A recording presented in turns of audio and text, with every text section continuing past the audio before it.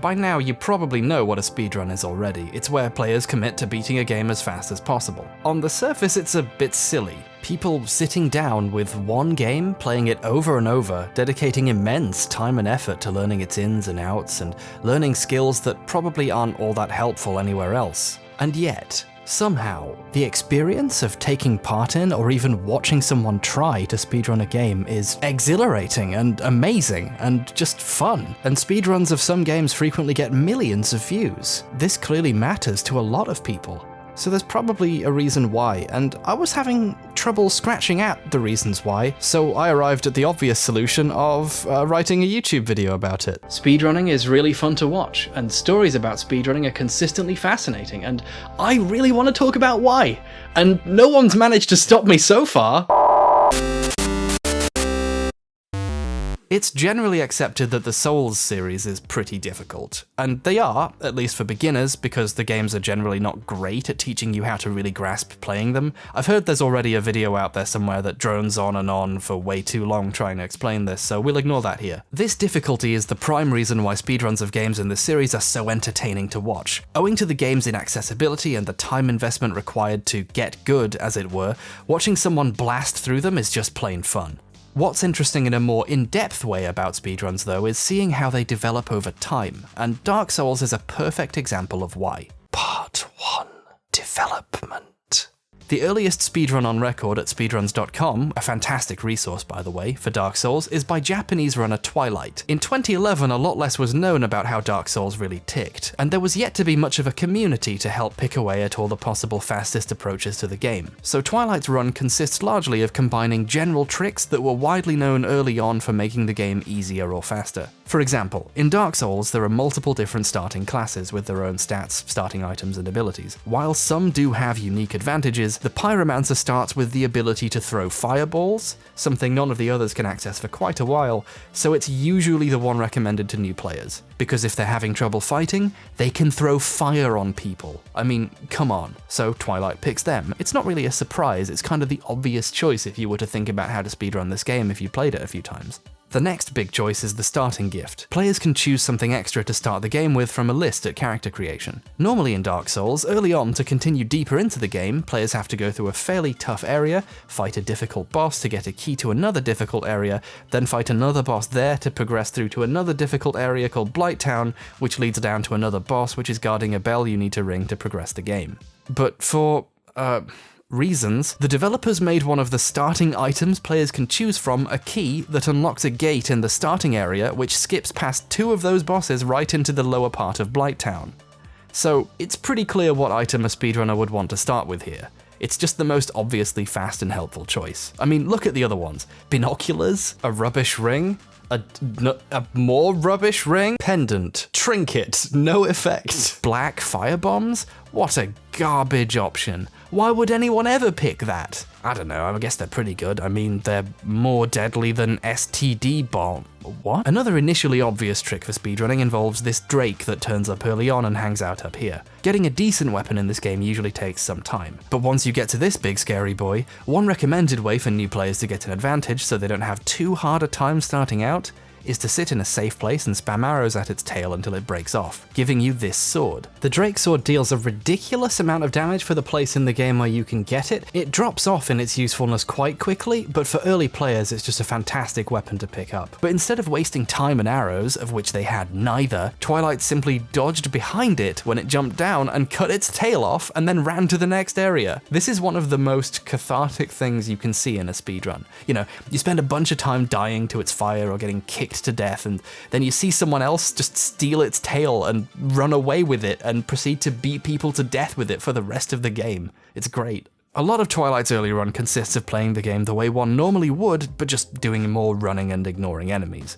Early runs like this play the game basically as normal, but very quickly and precisely doing the most obviously easy and fast moves. Twilight burns all the remaining bosses with their hot hands, and grabs enough humanity that they can feed it to the Daughter of Chaos and open a shortcut past all the major fire-based bosses, which obviously would take a long time to fight when all your weapons are fire. Have you ever tried actually fighting fire with fire?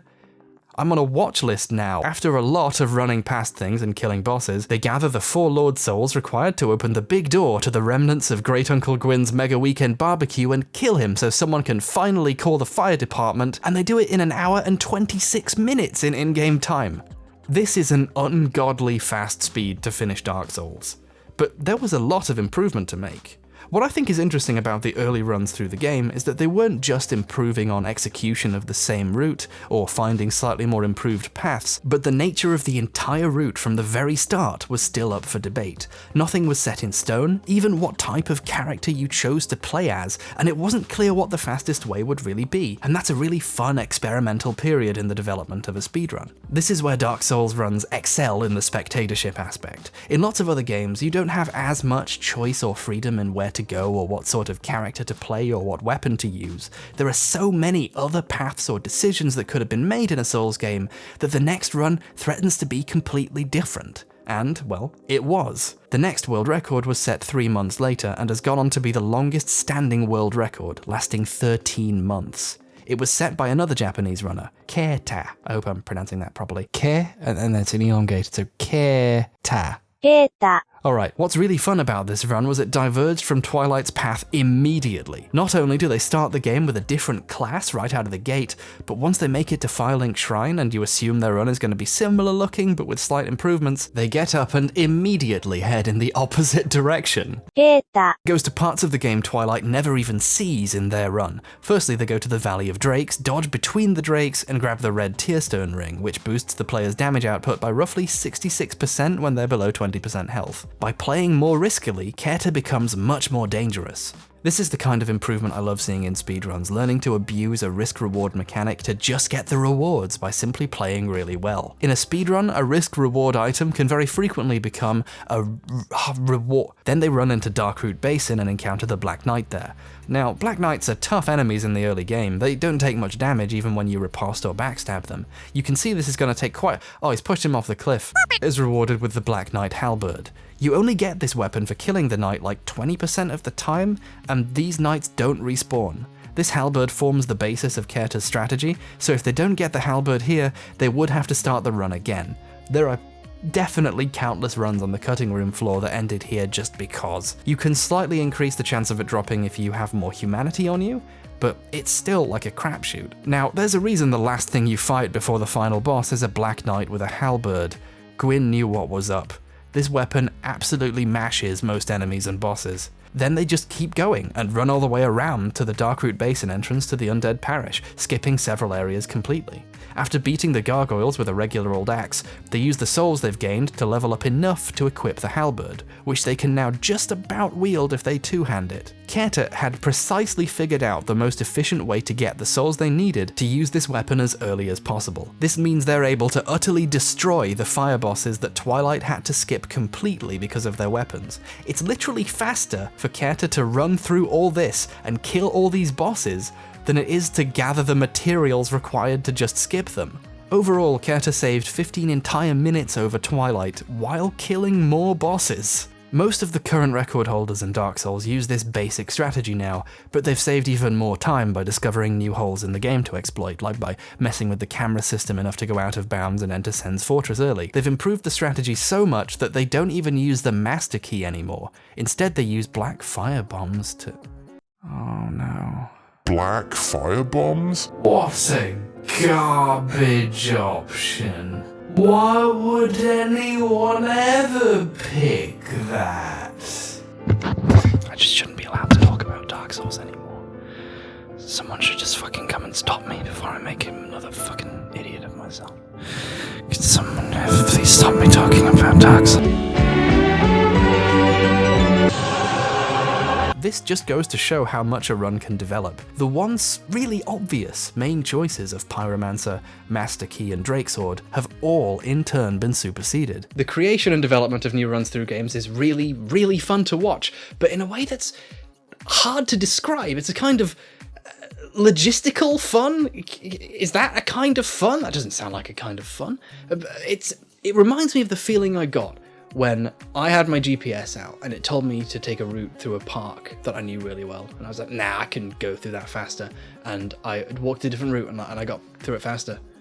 It just felt amazing. It's a bit like the feeling I got when I decided I was going to do my taxes 8 months early. Have you ever done your taxes early? Speedrunning is for you! Welcome, friend! I have a script for this bit, but I forgot all the words. Part 2, categorization and arbitrarian. No one I showed this script suggested better titles, so I'm just gonna have to go with these ones. Now, I have to admit, I've so far deliberately not mentioned something about the Dark Souls run. The progression I described is actually only one of several different categories of run through the game, one known as any % no wrong warp. Like I said before, most of the normal run is spent killing all the major bosses to get the Lord Souls to unlock the big door, which is why it was kind of a big deal when players figured out a way to teleport right here on the other side of the door without having to open it. The game's DLC added an arena where players could fight each other online. Swang into tomorrow! After beating Artorias, who incidentally was my favourite boss fight in the series until Bloodborne's DLC came out, you gain access to the Battle of Stoicism gazebo, which presumably sounds better in Japanese. When they join the arena, through the gazebo, players receive a purple coward's crystal, which they can use to quit a fight and teleport back to the entrance. It does this by telling the game to move you to a certain map and position, the map being the main DLC area, and the position being the entrance to the arena. Now, there are other items in the game which work similarly, like the Homeward Bonio or the Dark Sign. They tell the game to take you to the map where you last rested at a bonfire and the position of that bonfire. So, let's say you last rested at the bonfire in front of the big door. Barring specific circumstances, using one of these two items will take you back here. Now, you can't normally use the purple coward's crystal outside of the arena. It's grayed out. Trying to use it makes your character have a panic attack and think about all the times they said you too when a waiter told them to enjoy their food. But there's a glitch that allows players to use items even when they're not intended to, by trying to use it, switching to an item they can use like the Estus Flask while holding down the use button still, running off an edge while toggling weapons, and pressing the use button again on an exact frame, causing the player to drink the item along with the flask, which uses it even if you're not supposed to be able to. What a handy item! You can visit the gazebo whenever you like! But here's the thing. Using the crystal in the main game has a fancy long animation where you can't do anything as the game fades to a loading screen. But when you use it this way, you can still walk around and use items before it fades. So what if we used another item that teleports us while this other effect was going off? Well, to put it simply, the game gets confused. It tries to load you to the map of the last used bonfire, which in our case is the bonfire before the big door, which we cleverly napped at before coming here, but the position of the arena entrance. The arena entrance the game is looking for doesn't exist in this map though, so instead it takes you to the pre-programmed default position in the level, and it turns out that the default position for this area is inside the kiln of the first flame. So now, all players need to do to beat the game is gain access to this bonfire and the DLC battle arenas, and then they can warp directly to the last area. Oh, and also they have to perform an absurdly precise set of inputs with barely even a frame of lenience. Seriously, it's really hard. Getting this footage alone took me like 25 minutes. But if you can execute this consistently, which speedrunners are really good at learning to do, this method saves a lot of time. However, it was decided by the community to be so different from the other runs, since you have to both own the DLC and abuse a pretty major glitch, that all runs prior to the discovery of this glitch and after the discovery but which don't use it should be split off into their own separate category. At this point, the Dark Souls speedrun community has split the game into at least 14 different categories, ranging from extra difficult challenges such as killing all the bosses, or completing the entire game without leveling up, to absurdist challenges like completing the game after collecting one of every ring item in the game. The Lord of the Rings run. That's a clever name. This kind of separation of a run into distinct categories also happened in Bloodborne. When the game was initially released, a glitch in some of the architecture for the game was discovered, resulting in the player being able to leap off at an angle from a coffin and get onto a raised section of wall, then do an attack at another part of a wall to clip through, skipping a whole bunch of the game. For example, the fight with Gasguacni, and leading to the creation of a route which, supplemented by other tricks, would eventually only take about 20 minutes. which is utterly absurd. However, Bloodborne was pretty heavily patched after release, making lots of changes and fixes, including that error in the architecture, and also incidentally much better load times. This makes this run impossible to do on a properly patched version of the game. It also means the version of the game you would play today on an online PS4 would be unable to do the fastest speedruns, which puts you at a pretty major disadvantage. The solution was for new categories to be created, so runners could run the original version of the game if they wanted, but runners could also compete using the current patch. The current fastest patched run of the game is slower by 8 minutes, although incidentally, because of the massive fixes to load times, despite the in-game timer telling you it's almost 8 minutes slower, it's a minute faster to watch in real time. Bloodborne was messed up when it came out, wasn't it? Bloodborne's a really interesting game to run as well in general for a lot of reasons, one of them being the Beast Blood pellet, which adds a meter filled by dealing certain types of damage, and the higher the meter, the more damage the player both deals and receives. It's a bit risk-reward in normal play, but it's a godsend for speedrunners, and in some ways it makes the game easier for speedrunners by specifically rewarding fast play. The diverging any percent categories in these games raises interesting questions about the hobby. In games with multiple categories, which one is the real speedrun? Why are some glitches and tricks permitted and others not? Shouldn't the goal be to create the fastest singular run and agree on one standard set of rules for what the speedrun should be? And how does one decide when something is allowed and when something should be a separate category or banned? Well, it depends on both the game and its community. A game that's impacted by these questions in a big way is Mirror's Edge. Mirror's Edge is a game very close to my heart, to the point that I've speedrun it before as well. If I'd bothered to submit the run to speedruns.com, I'd officially be in 201st place. The thing about Mirror's Edge is, it's a game about moving very quickly. The player character is very mobile, has a diverse set of moves across surfaces and for picking up speed, and different ways of jumping onto, off of, and across things. There are also a lot of little ways the mechanics can be manipulated to go even faster. This makes it an ideal speed game. This runner just executed a trick so quickly at the beginning that you probably didn't even see it. Right as they loaded in, they turned to the side and did a side hop, which immediately gets them up to top speed. This is one of my favorite tricks right here. Normally this pole, you have to slowly do a balancing act as you walk across it.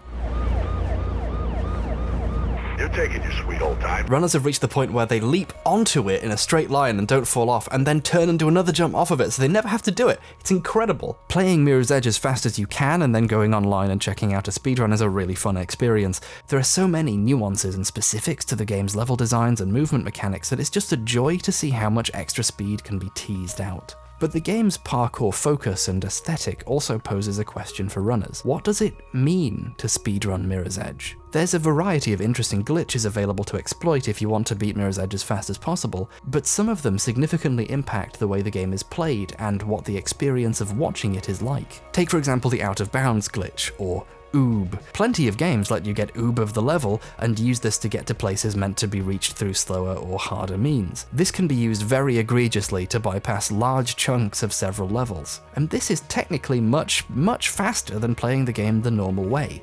But it also runs counter to the sort of principles that make Mirror's Edge the game you'd want to see speedrun in the first place, doesn't it?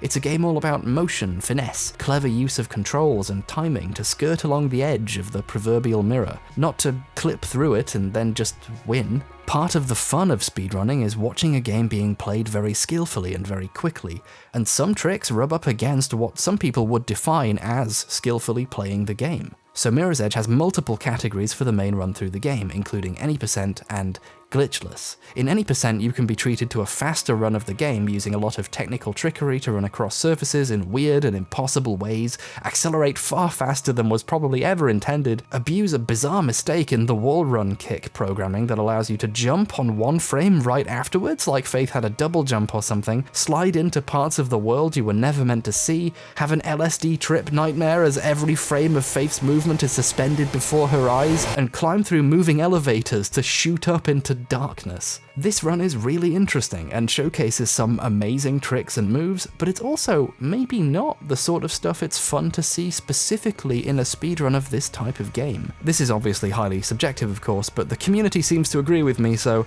I win. In around 2013, they introduced the glitchless category, which specifically prohibits using major glitches that alter the flow of the game in this way. Glitchless runs don't go out of bounds, don't abuse the weird extra jump you can get from kicking off a wall, and prohibit a few other specific tricks that some people might deem against the spirit of Mirror's Edge. Glitchless has never and will never be faster than any %, but to me at least, it's even more entertaining to watch. Runners in this category are navigating through more of the intended world of Mirror's Edge, which, for someone who played and really liked the game, is a way more interesting challenge. All kinds of segments that are completely avoided by fairly easy tricks in any % have to actually be played and routed properly in Glitchless. Let's compare just one jump across both categories. Here's the entrance to the RPA building in the second level. This jump is one of the first properly tough jumps in the game. It's a long distance, but also involves downward traversal. You have to approach it at speed and jump really late, but also roll when you land or you get hurt. Either rolling or taking damage is really slow.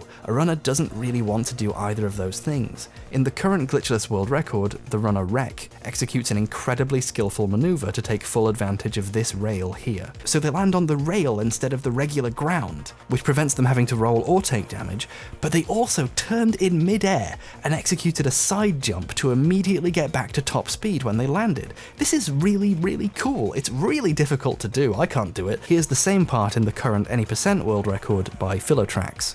Trax abuses the wall kick jump to effectively fly over this challenging gap, landing safely on some of the game's trademark white plant furniture stuff. Extrapolating tricks like this across a full game run makes for two very different and uniquely interesting paths through the game to watch. Earlier I asked the question of which category should be considered the real speedrun of the game. But I don't think there's an objective answer, at least for most games. Even in Bloodborne's case, using bugs that were patched out later, this is a version of Bloodborne that was released, and it beats the game as fast as possible, and in Mirror's Edge, maybe clipping through walls should be seen as just as valid a strategy as not doing so, but everyone gets to decide for themselves how to figure out what a speedrun needs to be, and usually there's going to be enough people who feel that way that it's going to end up as a speedrun category. And the Mirror's Edge community has come up with quite a lot of categories over the years. I've only talked about one of the extra ones so far. There's also any % inbounds, which specifically avoids out-of-bounds glitches if you think going oob is wrong and are okay with the more advanced wall kick jump tricks and stuff. There's much more healthy competition when there are multiple agreed sets of rules to choose from. I imagine if there had only been one ruling for how to speedrun Mirror's Edge, it would be a lot less satisfying for a lot of runners and wouldn't have seen quite as many runners come and go over the years. One runner eventually got a job at DICE and worked on the sequel, which apparently some people even played. So that's nice. Speedrunning is a completely arbitrary challenge, one that most developers never even think to account for. So it's totally fine to have multiple ways of categorizing runs, different kinds of challenge and so on. Because some types of run are more interesting than others, and none are really any more valid because they're all ultimately just silly things some people do for the sake of fun and competition. I think it's cool that even what it means to play a game quickly can be up for discussion sometimes. My favorite type of Mirror's Edge run is the 69 stars category, which is very nice. It's the category for running through all the game's optional time trials in one sitting and getting all the stars. It really embodies the things I enjoy the most about the glitchless speedrun. It's just great performances, utilizing mechanics mostly intended by the game's developers. Runners do awesome stuff like ignore the game's inbuilt run-ups for big jumps and instead make really precise movement over them to jump manually at the edge and make it further and faster. It's awesome. The current #1 record is by Voitiem? I'm not sure, who got in just a teeny smidge over 21 minutes due to a couple of minor mistakes. You're kidding, right? Someone is going to beat 21 minutes in this category, and I can't wait, it's going to be awesome. And because Mirror's Edge seems to inspire utter obsession in its fans, myself included, speedrun.com also has a category extension leaderboard for even more weirder and specific runs. Speedrun.com/me-meme. It's pretty great. There's a true glitchless category here for weirdo purists like me who just want to see the actual game played near perfectly. There's categories that often only even have 1 or 2 submitters, where like runs where one runner uses the mouse and another uses the keyboard, or where 2 runners each use half of one controller. Honestly, this is just getting silly now. What about a New Game Plus category where players chapter select to the last segment and beat it in 13 seconds, and people are genuinely down to counting milliseconds to figure out who was actually the fastest? What about RBO, reverse boss order, where runners chapter select to each boss in the game in reverse order and time beating each of them? What about reverse RBO, where they do RBO backwards? Why would you do it like that? That's just boss. Why is it called that? How about any percent times 25, where one runner has decided to run the game 25 times in a row, which took over 17 hours, and which they openly declare no one will ever beat? What the fuck are your sidesteps right now? I told you, I'm not even paying attention anymore. Why would you do this, Hekigan? Was your 60 millisecond lead in New Game Plus not enough anymore? Did you need something stronger? What are you doing to yourself? This is also where the segmented speedrun lives, with various runners, including the aforementioned Hekigan, Votime, Philotrax and Rek, all contributing small segments to produce an absolutely incredible run. It's a fabulous expression of a community's commitment to beating a game as fast as possible, and their years of developing skills and learning more and more about how the game works. I love it. Link in the description, just give it a look, it's just great. There's a tremendous sense of community to speedrunning. People share information and discoveries, discuss theories together, and all the tricks used in runs are by their nature immediately available for further analysis and use in other runs. I remember like way back in the day, like in 2014, like I was in a Skype call with some other SMS runners. We were watching Tobo do some runs, and we've never seen that spin jump before, and it just like, it blew our minds. We're like, okay, I'm never gonna go for that. And now it's just like commonplace. So that just goes to show like how far this game has come. Yeah. Speedrunning is an almost inherently collectivist activity in this sense. While there is competition to be the best and take or hold the record, almost no record holder has completely earned that position all on their own. The best runs owe a debt to the discoveries and ideas contributed by previous runners. The best run is often representative of many people's contributions, alongside the runner's own skill, of course. In a sense, speedruns are always a group effort. It's really not surprising that awesome charity events like GDQ have emerged from this space. It's just a grander scaled version of what speedrunning had kind of always been. You can't copyright a technique or strategy for beating a video game quickly. There are no patents in speedrunning. Proving that you got a time, or even getting the fastest time, isn't just an achievement or personal victory. It's also automatically a contribution to the greater community effort. And that's radical. Comradical. But speedrunning isn't always about socialism. Sometimes it's about beating video games very quickly. Part 3, In-Depth Investigation. Actually, no, I've thought of a better title for this one. Donkey Kong.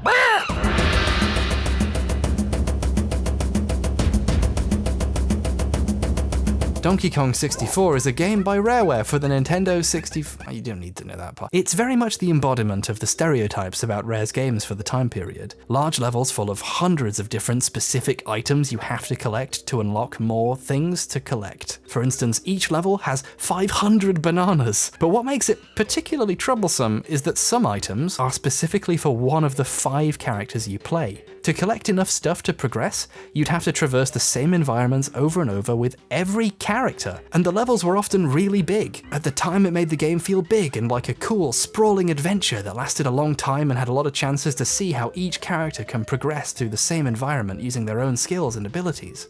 That's because I was 7 years old. Now it just feels like time-consuming busy work. Lots of this was completely unnecessary from a design standpoint too. You could design a game with collectibles only one character could reach in the first place, instead of most of the time just having them hanging out there, faded out, reminding you you're gonna have to come back here again with another character. And running back to that barrel that changes characters because you need to pick something else up is awful. Running back to previously completed levels because you finally have the characters you needed to pick up those bananas you'd already walked past 8 times is a more painful tragedy than Titus Andronicus. I would cut off my hand and send it to Emperor Saturninus if it meant I could have just picked that banana up 4 hours ago with Daddy Kong instead of Yankel Kong. I can feel my cells dividing as my precious existence rushes toward its finite end with nothing in the world to beguile my sorrow but the sweet siren song of Oh Banana. Donkey Kong 64 is an existential crisis in the form of a video game cartridge. I'm actually more aware of the futility of my existence after trying to go back and play this. Now, I could sit you down and explain the progression of the Donkey Kong 64 any% run to you like it was the back of my hand.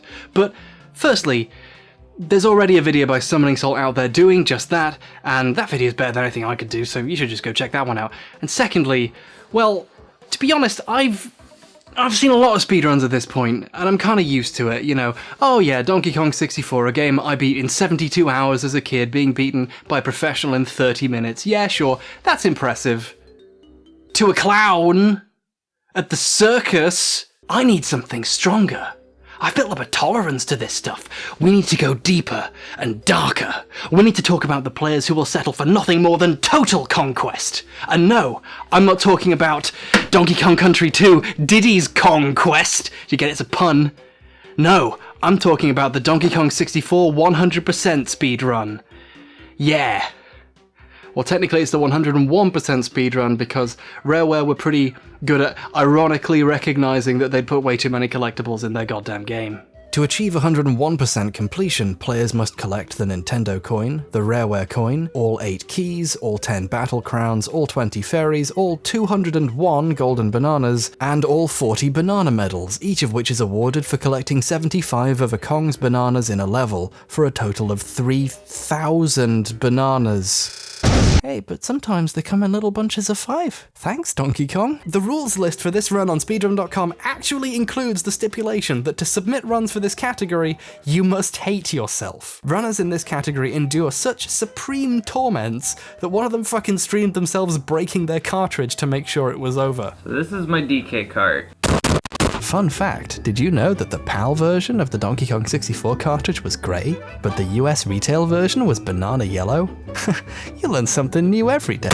This run is challenging in far more ways than the traditional run. In that run, your objective is fairly simple. Find the fastest way to the end, whatever that way may be, abusing cutscene glitches, level skips, moon jumps, etc., effectively ending up with runs where you do as little as possible. This run's core is having to actually do everything the game asks of you, planning the most efficient route possible through all of it, and then somehow actually doing it all precisely and quickly. But with hundreds of golden bananas to collect, and some of these can be very challenging, and thousands of bananas. Executing on all of this in succession introduces a new kind of test for these runners: resilience. Paradoxically, as with the Beast Blood pellet, when quicker strategies are found, often that makes the game easier to beat because the length of time you have to focus on execution has gotten shorter. You only have to pull off 30 minutes of good stuff to beat the any% run in 30 minutes. If something takes around 5 hours to beat, that's 5 hours of time to make mistakes in. 5 hours to get tired, or lose focus, or slip from your intended most efficient path. These runs are essentially torture, and they're amazing. There's a 3-year-old run by German runner 360 Chris M that took 19 hours and 53 minutes. The best part of this run is, it has face cam. You can watch in real time as the sun sets and rises, and he gets ever closer to making it to the end. He no-sells it too. Like, by the end he still doesn't seem that tired. It's kind of awesome. Despite there being plenty of runs that are way more optimized, the better runs push the 5.5 hours mark, there's something very special about runs like this one where they probably know their planned route is going to take them a full day, but they sit down and do it. I kind of love runs like this just for the sheer dedication, regardless of how efficient they are. Yes! Woo! Sub 20, boys. PB, boys. I PB'd by 4 hours and 6 minutes. Pretty solid. Wait, his last attempt took nearly 25 hours. Holy shit! The various runs of this game have led players to look very closely at almost every aspect, even going so far as using hacking software to analyze the code in detail, looking for anything that can be exploited to make runs faster. DK64 has been investigated in a level of detail greater than the developers could have ever intended or expected, and that's led to new discoveries for improving runs, but also to something really cool. Enter Isotage. Isotage is a runner with a really respectable time in the any% category, but it's also the longest standing run in the top 10 by far. In fact, it was the world record for 6 months back in 2015. Isotage has made a lot of contributions to the community, including spending a lot of time digging around inside the game's code, finding new glitches and holes in world geometry and so on, anything that could be exploited to get better runs. Isotage has found a lot of cool stuff in the game, including this image of a Rareware employee's face hidden inside the game's files, which looks like it's been edited in a Game Boy camera. But they've also found stuff like this. out-of-bounds collectibles. It's common for developers to leave items and objects in places players can't get to in the game proper and not worry about removing them, like this coin hidden in a wall in Mario 64 that someone actually figured out how to get. And since these items exist well outside the intended scope of the game, runs don't usually consider them collectibles as part of a run. They're more cool oddities that shouldn't really be considered as game objects to be collected. But what if an item was absolutely collectible, without any glitches, but no one had found it before? One day when messing around in the game's code looking for flags for collectible objects, Isotarch found a banana coin that hadn't been accounted for in the level Fungi Forest. Banana coins in DK64 are used to buy items and upgrades, and because this is Donkey Kong 64, there are 6 different kinds of banana coin. There's one colour for each character, but also a multicoloured one, which is usually hard to find and gives 5 coins to every character as soon as it's collected. There's only 15 of them in the game, 1 in each level except Angry Aztec, which has 2, and 7 in the hub world of DK Isles. This new coin wasn't any of the ones that had been collected before. But unlike the other items, this one wasn't out of bounds. It was hidden in a place no one had ever thought to check, hidden in the tall grass in the level. Right about right about here. And there it is. As far as I can tell, this coin isn't mentioned anywhere on the internet prior to its discovery by Isotarch in the game's code, and it's not in any strategy guide from the time period I can get my hands on. It's not really known whether the developers put this coin here intentionally, or forgot to remove it, or why they thought to give so little indication it was there. It's easy to see why it was missed for so long. Now, a cool kicker to this story would be that it invalidated all the 101% runs, or it turned out that there are now technically 102% runs or something, but banana coins aren't counted for percentages on the game's menu screen, and the total amount of coins you can get isn't even listed in the game anywhere. The 101% run doesn't even include all of the bananas, because the game only counts banana medals towards completion, so they don't even get all the bananas in the runs where you get 101% completion, which is a bit of a disappointment, really. You should get them all next time. To amuse me. Here's the SGDQ run in 2017, soon after the coin was discovered, where they just stopped to get it for kicks. Lo and behold, it is The rainbow coin! That rainbow coin has been hidden basically since the game came out, so over 16 years, right? It's not technically a major discovery, and it changes nothing about how the game is run in the main categories, outside of what are essentially ultra-masochistic jokes that people only really do just to be one of the 2 people who ever did it at all. But it's still a really, really cool discovery. Something was hidden, just out of plain sight, even to the people who would make a point of collecting everything in the game. For 17 years. What's fun about the banana coin is that it's kind of an abstract example of how awesome speedrunning communities are for deconstructing and examining games. Like, people are so dedicated to coming to an understanding of a game, they're uncovering things which probably would have remained hidden forever otherwise. And that's just neat, no matter how you peel it. Oh god, did I just say— Why is speedrunning awesome? Because people are awesome. Because watching someone try something over and over again, getting better and better and learning new secrets and strategies in order to be the best at something, sometimes for years, is compelling and fascinating and human in a way that no other form of media, no television show could ever adequately replicate, because a real human person is sitting right there and doing it. I opened this video using clips from an attempt to finish Zelda Ocarina of Time in the any percent category by Skater82297.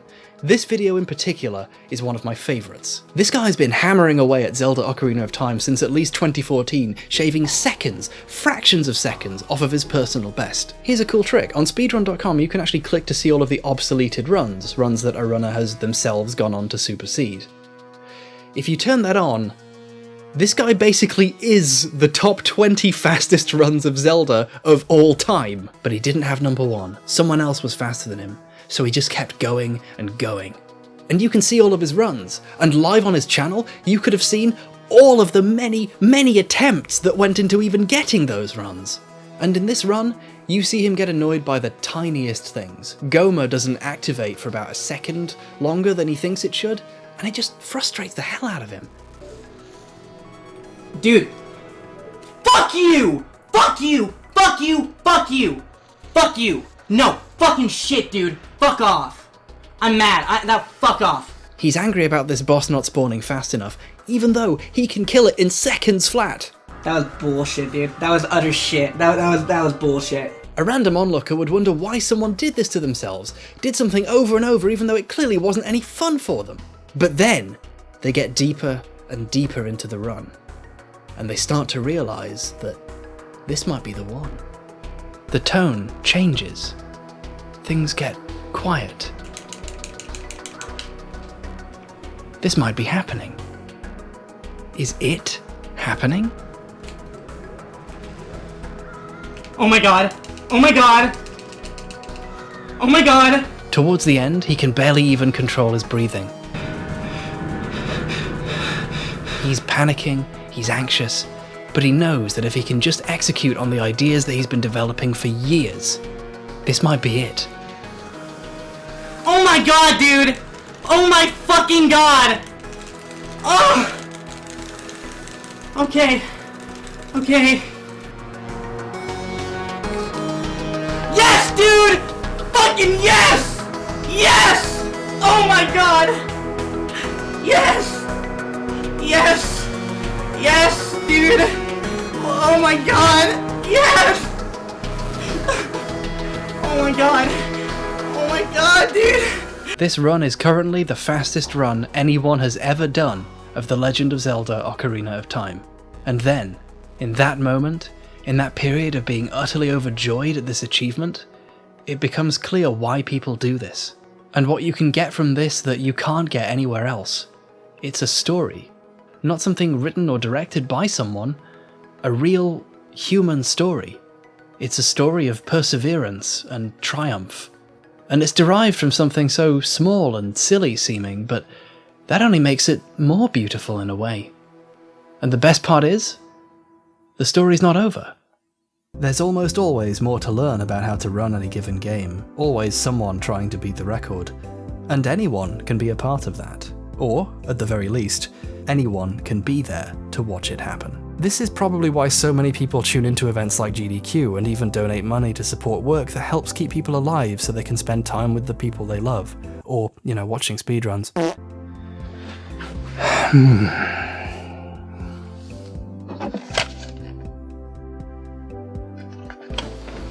Okay, I have to admit I told a bit of a porky pie earlier.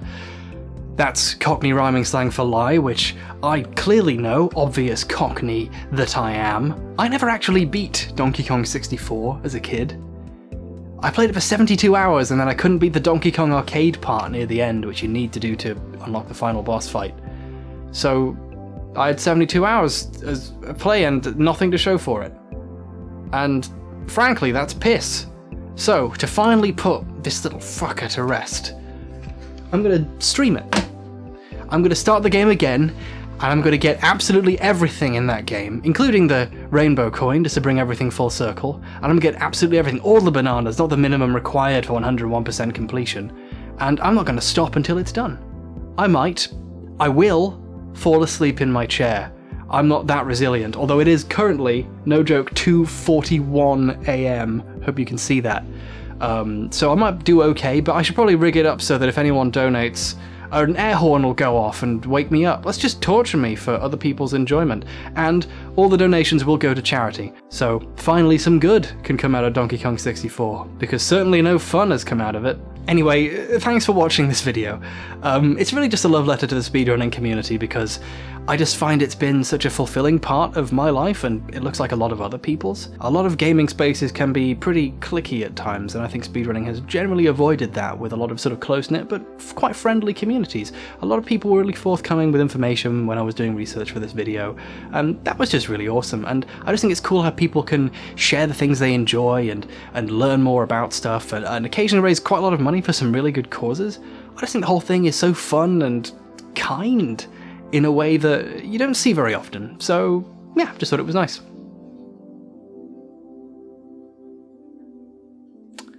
Probably could have thought of a clever ending to this video, but